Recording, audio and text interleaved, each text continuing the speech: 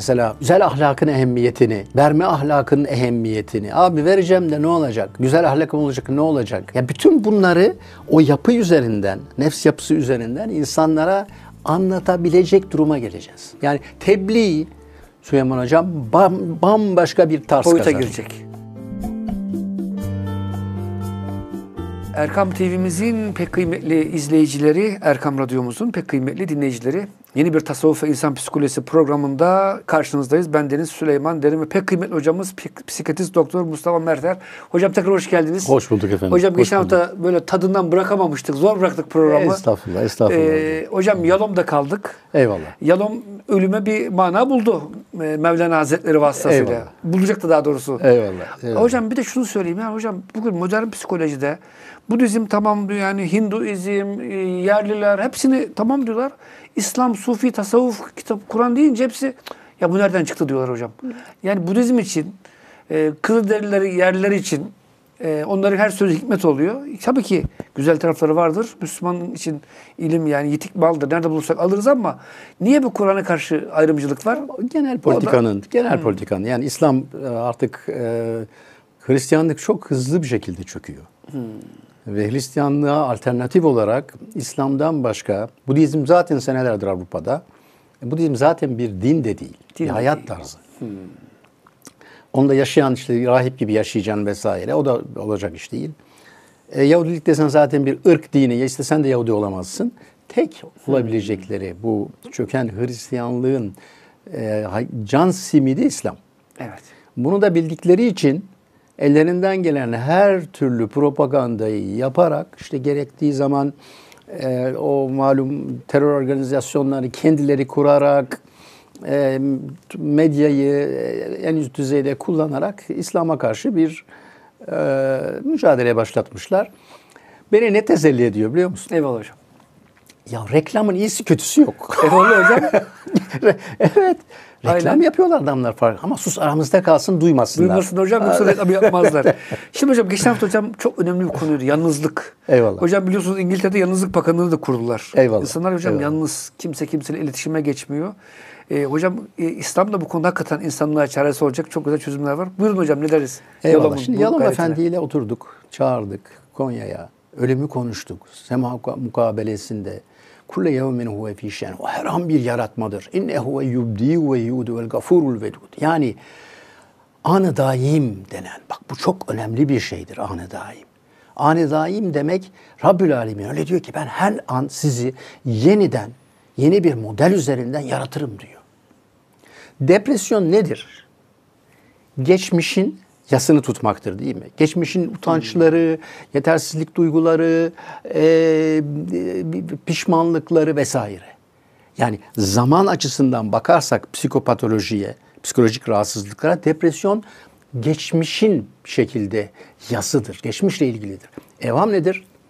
Hep geleceğe yöneliktir. Yarın şöyle olacak, böyle olacak, işte en kötüsü olacak, en kötü senaryolar. Peki bizi ne kurtarır Süleyman Hocam? Ya bu an kurtarır. Eğer biz bu anı yaşayabilirsek optimal, en üst düzeyde ne geçmişin o yankıları ne geleceğin o vehimleri üzerimize gelir. Kulle yevmin huve fî şen, bu muhteşem bir rahatlatma getirir. Hocam bu İnsana. psikolojinin de yalnız temeline kibrit suyu döküyor. Şöyle modern psikologlar aman geçmişinde ne oldu falan hep insanı geçmişe götürüp geçmişini saçıp döküp ortada bir sürü kötülük. Ondan sonra hocam halledemeden geri gönderiyorlar sizi. Zaten halledebilsek Ama insanlık hocam, bu hale gelmez. sizin dediğiniz o anı yaşayabilsek hocam pek çok şey kendi kendine %50 halloluyor sanki. Şimdi neyi kanıtladık? Dedik ki bak her an bir yaratma. Her çarkta ölüyor. Her çarkta da kalbi olarak derviş Allah Allah. Çark demek bir tur demek. Evet. Her turda ölüyor. Peki ne oluyor? Yükseliyor. Rafiyat derecat. Dereceleri yükseltirim ayeti kerime. Ya. Bak. Her çarkta yükseliyor. Her çarkta ölüm aşağıda kalıyor. Ölümü de aşıyor.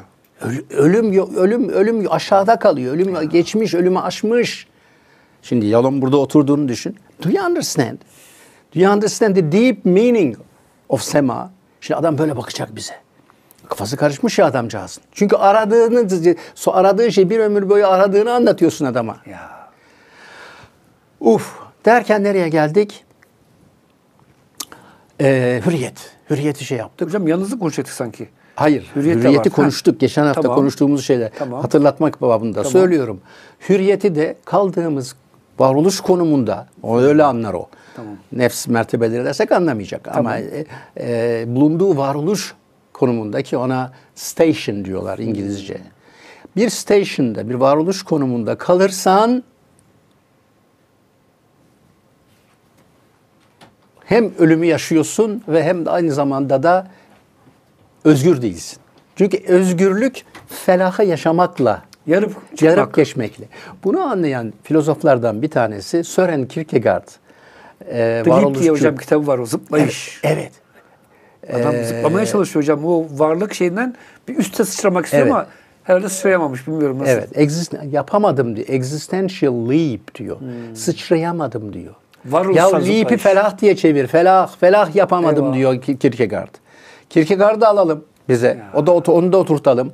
Bak diyeceğim, existential leap, yapmak istediğin o varoluş sıçraması, bak yapıyorlar. O da başlardı ağlamaya. Şimdi düşün bütün. Biz oturduk. Bir yerde Søren Kierkegaard ağlıyor. Bir yerde Irving Yalom ağlıyor. Eyvallah. Salya Sümük. Ya. Abi bunların durumu bu. Şimdi geldik. Yalnız mıyız? The Existential Solitude kitabında diyor ki Yalom, ya ağır hasta olduğunuzu düşünün diyor. Yatakta yatıyorsunuz diyor. Evet, evdeki bütün diyor işte aile efradı vesaire geliyorlar, gidiyorlar. Ama diyor o yalnızlığı tek başına taşımak mecburiyetindesiniz. Sizin canınız yanıyor. Sizin bir şekilde ümidiniz gitmiş, artık yavaş yavaş gidiyorum diye. Dolayısıyla bu yalnızlığı aşamazsınız diyor. Karamsar hep. Bak ama derin, bak şeyi anlatıyor bu. Yani varoluşçuların derin yalnızlığını, sırılsıklam böyle bir şeye. Estağfirullah. Feskuruni eskurkum. Feşkuruni velakin la tekberun. Ya eyyühellezine amenu istahinu bis sabri ve salat. İnnallâhe me'as sabirin. Allah bizimle beraber hocam. Allah bizimle beraber. Bak sizinle beraber. Bak beni zikredin, siz zikredeyim diyor. Ya. Anında beraberlik. Ondan devam ediyor. Estağfirullah. Ve la tekulu limen yuktelu fî sebillah emvat. Ve la tekulu. Demeyin. Allah yolunda, orada şüheda hazaratını genel manada anlamamı, Allah yolunda hayatını vermiş olanlar, yani Allah'ın veli kulları, Allah'ın işte evliyaları vesaire. Ve la tekul limen yukteli fil envat. Bel ahyan velakin la teşurun. Onlar hayattadır ama göremezsiniz. Bu ne demek? Ya. Bakın yalnızlıktan geldik. Demek ki ben bütün yalnızlığımı tek başıma taşırken Rabbül Alemin bizimle beraber. Ya. Beni zikrediyor. Ve diyor ki bak onlar da orada diyor. İncecik bir zar, incecik bir perde arkasında bütün başta Efendimiz Aleyhisselatü Vesselam olmak üzere bütün Piran Hazeratı, Evliyaullah Hazeratı, ya biz yalnız değiliz. Bana şimdi dese ki Yalom şimdi bana deseydi what's your proof? Bunu sen. Orada biraz şey yapalım. Hile yapalım. Hile değil. Doğru yapalım. Bu gece bir rüya göreceksin. Anlayacaksın benim ne söylediğimi. Bir de rüyasında işte görüyormuş birilerini vesaire. Yani varoluş yalnızlığı dedikleri şey, eğer biz incecik bir böyle şeffaf bir perde, bir tül arkasında hay alemiyle temas halinde olduğumuzu idrak edebilirsek o varoluş yalnızlığı gidiyor. Hocam bu Nakşiliğin ileri mertebelerinde maiyet ve akrabiyet murakabeleri yaptırılır dervişe. Eyvallah. Önce hocam zikirle başlanır. Eyvallah. Allah Eyvallah. Allah. Eyvallah. Nefi ispat yapılır. Sonra hocam ya biz yalnız değiliz. Allah bizimle beraber. Bu İbn Atallah'ın bir sözü var hocam. Eyvallah. Allah'ı bulan neyi kaybeder? Allah'ı kaybeden neyi bulmuştur? Hocam eyvallah, Allah'ı bir kere kaybettin mi? Her şeyi kaybettin zaten. Eyvallah. Yalamın akşı yapalım. Hocam işte Yalam'ın sorusu cevabı orada bak.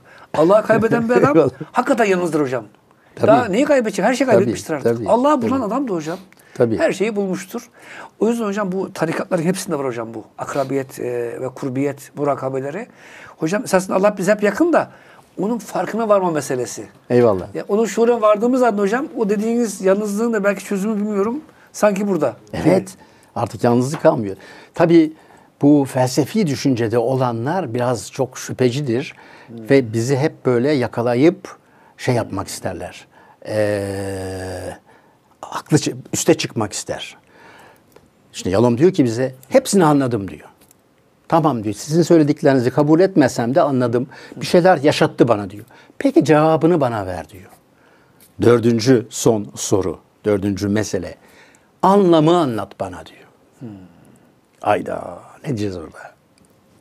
Anlam nedir? Bütün bunun anlamı nedir? Hocam oraya gitmeden şu yalnızlıkla alakalı. Eyvallah. Gerçekten hocam dini bir şey koymadığımız zaman bu yalnızlığı yok etmenin de bir sanki çaresi yok gibi hocam. Yalom haklı yani.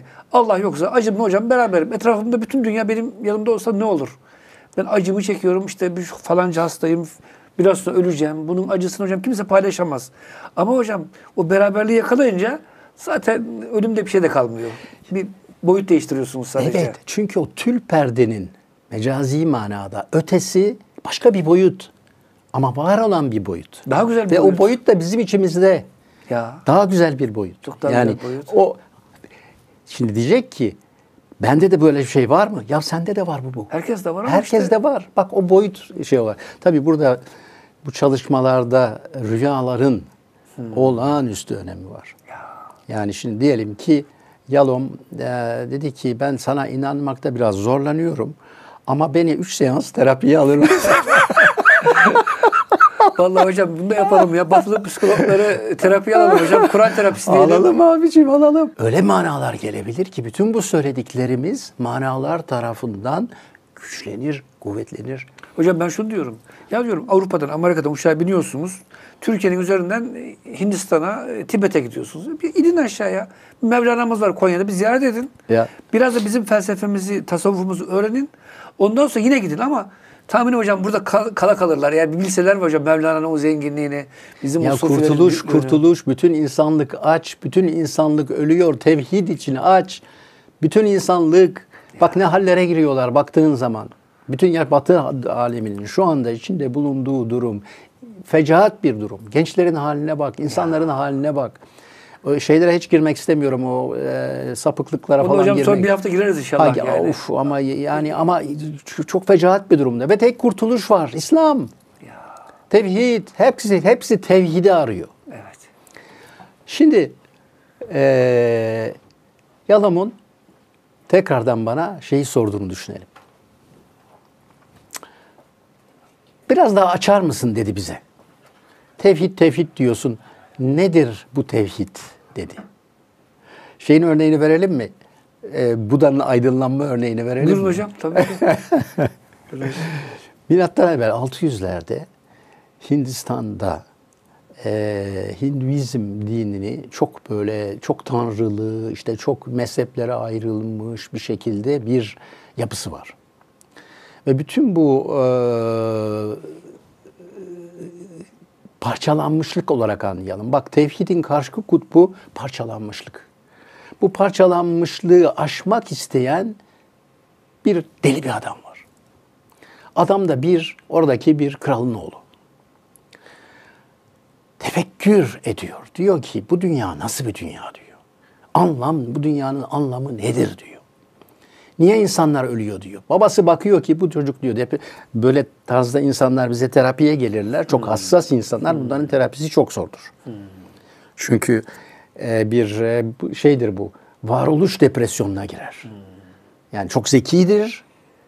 Ama sanki böyle bir kapana kısılmış gibidir. Bunların terapisi çok zordur. Hocam Mevlana'nın tabiriyle hapistedir. Hapiste. Zindandadır diyor. Babası diyor ki ben bunu ne yapayım diyor. Ben bunu diyor güzelce ne diyor. Bu sarayın bahçesine güzel bir bahçe yapıyor.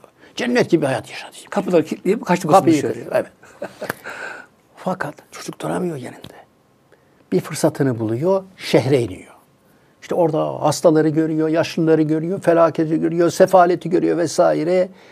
Ağır bir depresyonla geri dönüyor. Babası hissediyor, diyor ki ya buna bir şeyler oldu diyor.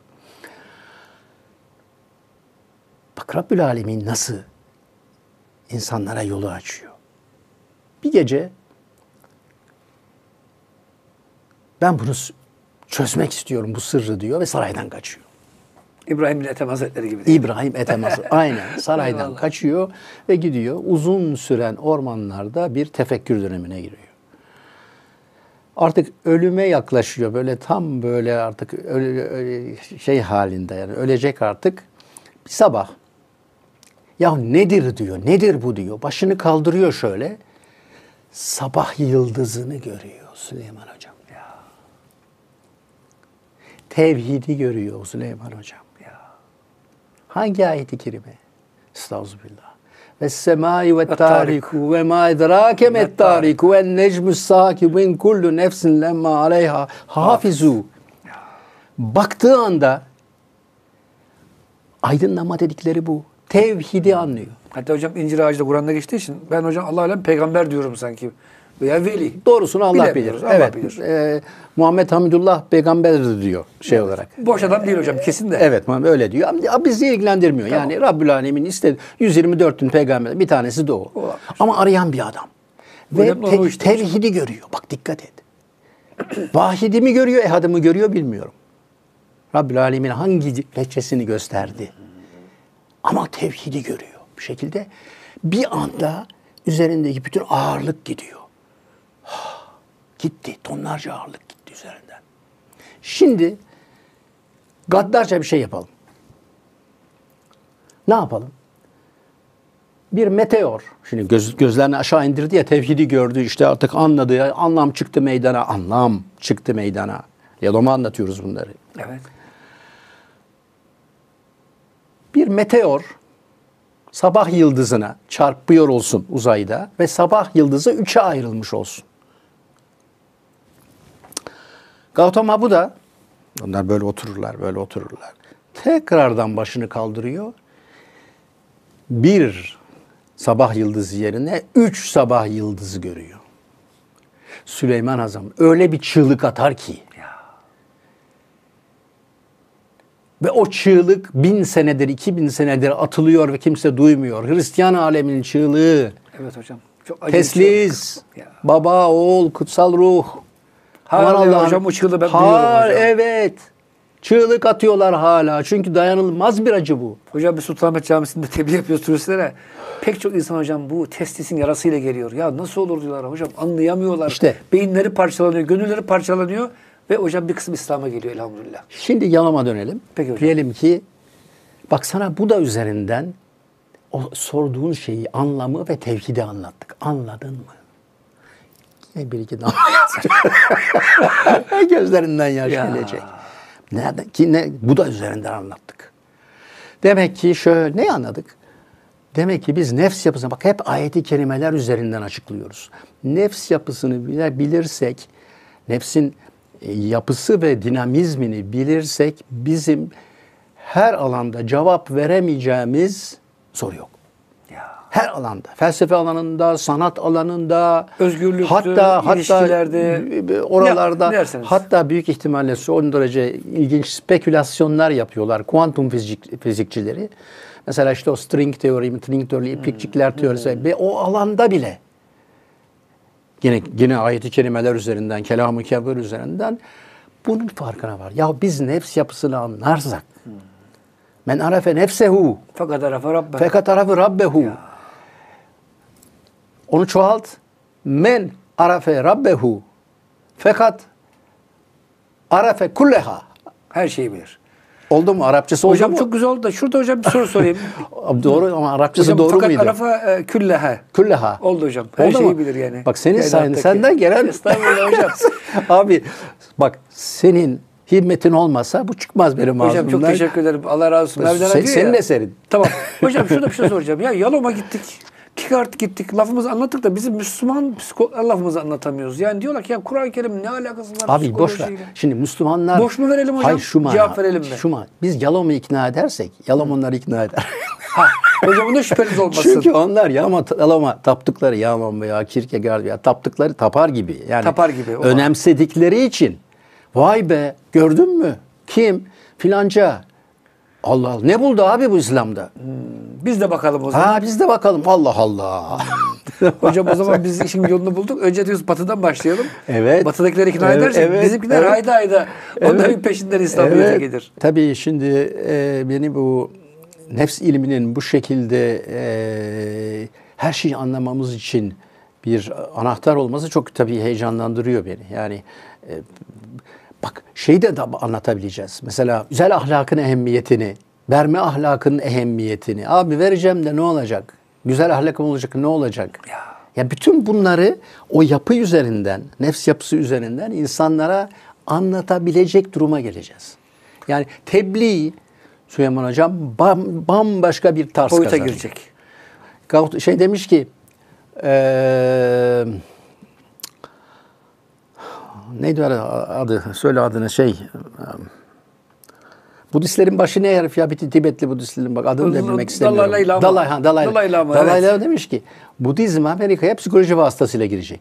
Abi Budizm Amerika'ya psikoloji, İslam vasıtasıyla, tasavvuf vasıtasıyla hayda girer. Ve adamlar aç, adamlar bekliyorlar. Ama hocam bizim işte onu anlatmaya bilmiyorduk. Zaten haliniz hocam bu gayretleri Allah nasip ederse hocam çok faydalı olacak. Çünkü hocam Kur'an-ı Kerim bu gözle bakmak herkesin aklına gelmiyor. Esasında hocam Kur'an-ı Kerim ruh kitabıdır. Yani ruh bizim belki fizik, matematik konusunda bize çok şey söylemeyebilir. Onu bizim aklımız yetiyor hocam. Şunu demek istiyorum. Bazı diyor ki arkadaşlar ya işte Müslümanca gripin olmadığı gibi Müslümanca psikoloji olmaz. Ya arkadaş gripin fiziki bir şey. Gripinde, aspirinde ama ruh işin içine girdiği zaman Kur'an-ı Kerim kadar hocam bu konuda bilgi veren başka kitap yok ki. Böyle diyen arkadaşlara diyelim ki ya psike üzerine bir şeyler yazılmış, çizilmiş. Siz Müslümansınız değil mi? Elhamdülillah Müslümanız. Sizden rica etsem bana bir 5 dakika kadar nefsin ne olduğunu anlatır mısın? Evet. Bunu diyenlerin çoğu, öyle olmayanları tenzih ederim. Eline su dökemeyeceğim insanlar vardır. Nefsin ne olduğunu bilmiyorlar ki. Nefs dediğin zaman estağfurullah diyenler var. Çünkü hocam nefs öbür alemden gelmiş ancak ilahi bir kitap olursa sırların bir kısmını anlıyoruz. Yani. O yüzden hocam çok tahkik, çok çalışma, çok tefekkür. Zaten bütün bunlar söylenmiş, yazılmış, var. Bu yeni bir şey de değil bunlar. Bak Mesnevi Şerif tamamen işte Füsusül Hikem, Fütuhat-ı Mekkiye bunları anlatıyor aslında. Fakir ne yapıyorum acizane? Ya psikolojik bir dille anlatmaya çalışıyorum. Bugüne taşımaya çalışıyorum. Evet anlasın insanlar diye. Yoksa bu yeni bir şey değil. Amerika'yı yeniden keşfetmiyoruz. Şimdi hocam ne aşamada bu tefsirimiz, tevilimiz daha doğrusu bitti mi yoksa son süreçte mi? Hocam zat-ı hallerinizin himmeti ve yardımlarıyla şimdi işin redaksiyon kısmına geldik. Evet. Tabii bu bir acayip bir redaksiyon. Niye bir redaksiyon? Bir psikiyatr bir kitap yazıyor. Adam Arapça bile bilmiyor. İşte var olan tevillerin psikolojik yorumunu yapıyor. Herkes biraz çekiniyor buraya girerken. Allah Allah bu neyin nesi ya bu ne anlatıyor bu adam falan gibi.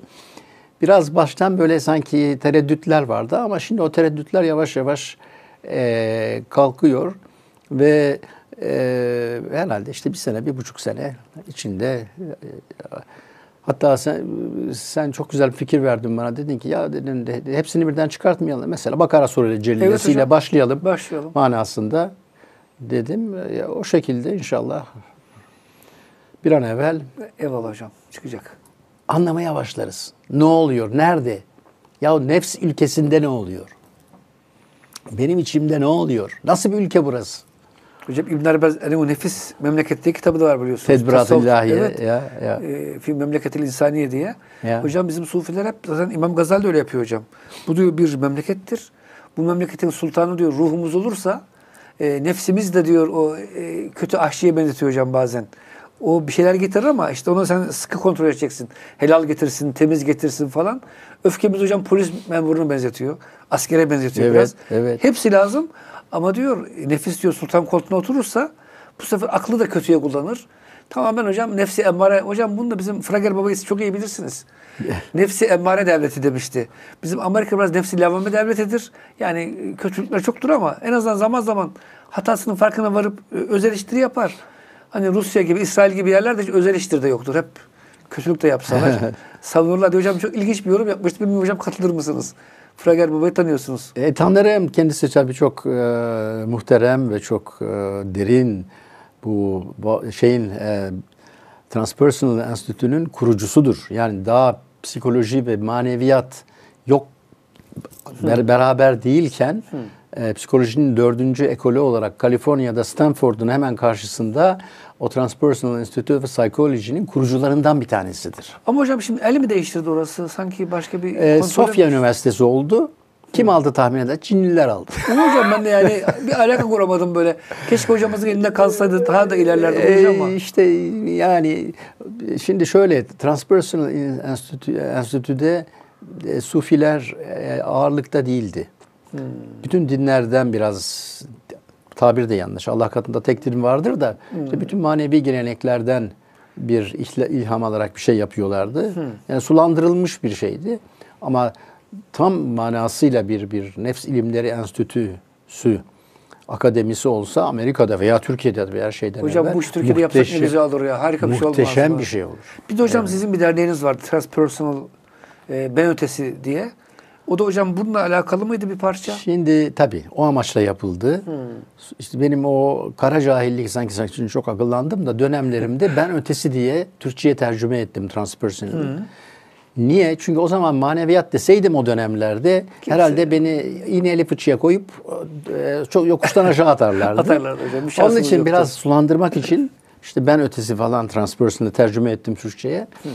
Sonra baktım ki zamanla yok abi yani nefs psikolojisi tabirini çıkardık ama sonra baktım ki psikoloji yetmiyor. Psikoloji çok dar bir kavram. Evet. Bunun doğrusu nedir? Nefs ilmi.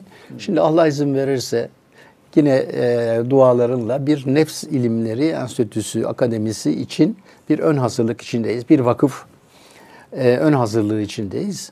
İnşallah biz de hocam yanınızdayız. Manitu'nun çayırlarına göçmeden inşallah tahakkuk ettiğini görürüz. Hocam çok ihtiyaç var şu anda. Yani bütün dünyada hocam insan kendini bilmeyince hocam hiçbir şey bilemiyorsunuz. Evet. Kendinizi bilince hocam her şeyin, ben şimdi kendimi bilince siz de biliyorum ama hocam kendimi bilmezsem ben bir kedi miyim, ben bir ceylan mıyım, ben bir ördek miyim? Hocam Mevlana'da çok güzel bir benzetme var. Bazen hocam bu tavukların altına yumurta konurken ördek yumurtası da konuyor. Şimdi hocam 10 tane civciv çıkıyor. Bir tanesi de ördek civcivi. Hepsi karada yemlenirken ördeğin bütün aklı fikri suda. Ya içi diyor ki git suya atla. Ne güzel. Hocam bu. Kardeşler yalvarıyorlar. Ya etme kardeş gidersin ölürsün. Orada ölüm var suda. Sakın yaklaşma. Hocam en son dayanamıyor. Ördek yavrusu kendini atıyor. Şimdi hocam ne olduğunuzu bilmezseniz yani ne yiyeceğinizi, nerede yaşayacağınızı da bilemezsiniz. O yüzden hocam biz Mevlana'yı, Hacı Bektaş-ı Veli'yi, ne bileyim Hüdayi Hazretleri'ni okudukça hocam, İmam Gazali'yi hocam kendimizi daha iyi tanıyıp ona göre bir habitat mı diyelim artık? Tabii ama nefs yapısını anlayarak okumak.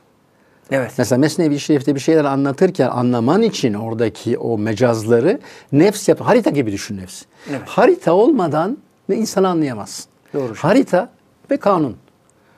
Bu yapının haritası nedir? İşte onun üzerine çalışıyoruz. Fakir 2 kitabında onu anlatmaya çalıştım. Şimdi yine Tevil'de de öyle. Ve bu ülkede haritayı anladık, bir ülkeyi anlatıyor. Hocam bu 900 katlı insan. Nedir? İkincisi de. Bununla alakalı değil mi hocam? 900 katlı insan derken insanın değişik katmanlarından olaya bakıyoruz sanki değil mi hocam? 900 katlı insanlar. İşte Cenab-ı Hazreti Mevlana'nın beyitlerinden feyz alarak 900 katlı insan derken çok mertebeli nefs yapısını anlatıyor. Ve onun o şekilde başlıyor. Yani bir ne yaptık? Yapısal teoriyi anladık. Zaten bu çalışmayı başlamadan evvel Batı psikolojisini tasavvufla birleştirmek için ipuçları arıyordum. Nereden başlayacağım? Nasıl yapacağım? Evet. İşte o beyit benim için şey oldu. Biz çok mertebeli bir yapıda, bir bina gibi var oluyoruz. Bunun altı var, bodrum katları var, giriş katı var. Ondan sonra yükseliyor. Ondan sonra ayet-i kerimelerle onu bir araya getirdiğin zaman ayrıca o yapıda hüküm süren kanunları yine Kur'an-ı Azimüşşan üzerinden anladığın zaman büyük resim ortaya çıkıyor. Hocam burada da en çok Allah-u Alem Mevlana Hazretleri çok belki hocam ruhla alakalı, nefisle alakalı. Gazali Hepsi Hazretleri. kendi meşrebine göre bir şeyler yapmış. İbn Arabi Hazretleri de yapmış. Hepsi kendi meşrebine göre. Yani İbn Arabi Hazretleri mesela Fütuhat-ı Mekke'yi Ekrem Demirli Hoca'nın o tercümesinin üzerinden bütün onu zaten entegre ettik tevil çalışmasına. Yani oradaki Fütuhat-ı Mekke'ye de. Yani şey gibi farklı çiçeklerden gidip farklı hepsi başka bir çiçek, hepsi başka bir güzellik. Bir şeyler alıp işte onun balı. Onun hocam, balı bal yok nefs şimdi. ilmi. Bal vardı da hocam işte halkımızın modern insanın hocam anlayışına bunu getirmek hakikaten mesele hocam. Allah size razı olsun. Yıllarınızı aldı hocam. Kaç yıldır bu işin içindesiniz bilmiyorum. O çeyrek asır oldu. Ya çeyrek asırcı hocam çünkü tefekkürle ancak ya evet ben anladım ama bunu Yalom'a nasıl anlatacağım? Kierkegaard'a nasıl anlatacağım? Bir de hocam bizdeki Yalomlar var daha kötüsü. Şimdi onları nasıl anlatacağız? anlatmak çok zor ama bir yandan da çok aç bir kitleyle karşı karşıyayız. Ne verseniz alacak bir kitle Hayır de o var. manada söylemedim. Herkes tevhid aşığı, tevhid açlığı çekiyor. Sen istediğin kadar bir şeyleri anlat. Ya işte anlatıyoruz. Biz psikiyatrlar ve psikiyatrlar ne kadar başarılı oluyoruz? Depresyonlar mı azalıyor? Kaygılar mı azalıyor? Esas meselesi insanların tevhid. Buda gibi. Buda da tevhid açıymış. Esas açlıklarını insanlara anlatabilirsek ki açlıkları o. Başka bir şey aramıyorlar. Parçalanmışlıktan kurtulmak istiyor. Eyvallah. Onun için içim paramparça oldu. Ya. İşte ne bileyim ben mesela muhabbet arayışı nedir? Ya muhabbet arayışı demek tevhid demek, birleşme demek.